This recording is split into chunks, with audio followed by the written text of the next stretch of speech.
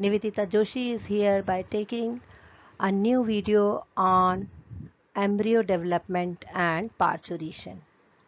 So first we will embryo development. You know very well embryo development occurs when the embryo itself gets implanted into the uterus and the further development occurs over there. So the implantation in the previous video also I told you the implantation occurs in the blastocyst stage, and then blastocyst differentiates and forms the embryo.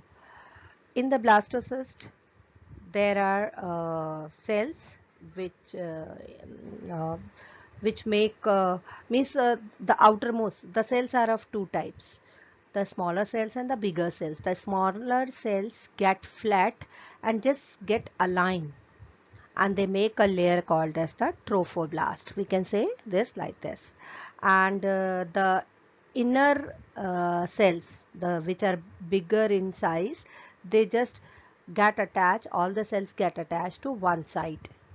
Okay, and those cells will participate in the embryo development, and these cells just give rise to the finger like or yes, finger like projections called as the chorionic villi, and these chorionic villi will get fixed into the wall of uterus, that is in the endometrium, and then the wall of endometrium will divide and will cover the.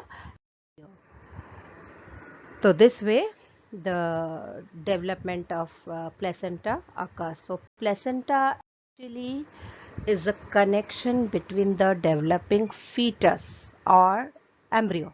We can say embryo and the maternal tissue, that is the uterine tissue. So that is the placental. So through this, now there is very important role of placenta. First of all, it secretes the hormone, that is HCG and HPL. HCG is human chorionic gonadotropin and HPL is human placental lactogen. Apart from these hormones, it also secretes estrogen and progesterone, and these hormones are very necessary to maintain the pregnancy. Uh, Placenta also supply oxygen and nutrients to the embryo through the umbilical cord, because this is the cord through which it is attached. The embryo is attached. So this is umbilical cord. Now again we will start from the first stage. That was the previous topic was placenta development. Again, for studying the embryo development, we will begin the topic from the cleavage. Cleavage, you know, it is a continuous division. So in the zygote their division occurs, first division, then second division, then third division, and the divisions are holoblastic. Holoblastic means from one plane it starts and it continues to the next side. Okay, means it is complete from one side to another side. So this type of division is called as holoblastic. So first cleavage means the first division takes place about 30 hours after the fertilization. Then the second, then the third, and then the fourth division. All these divisions are mitotic divisions. So after the fourth division, a solid ball is formed, and the ball is of cells, near about 16 to 32 cells, and it looks like the little mulberry, and this little mulberry is called as the morula. Means morula is the stage of embryo development. These divisions when these division occurs, so these divisions are unequal, and that's why what happens, two types of blastomeres are formed. Some of them are smaller and some of them are bigger, and this morula reaches it rolls down, it moves down towards the uterus from the fallopian tube, and near about in 4 to 6 days it reaches to the uterus. Now, as I told you how the trophoblast is formed.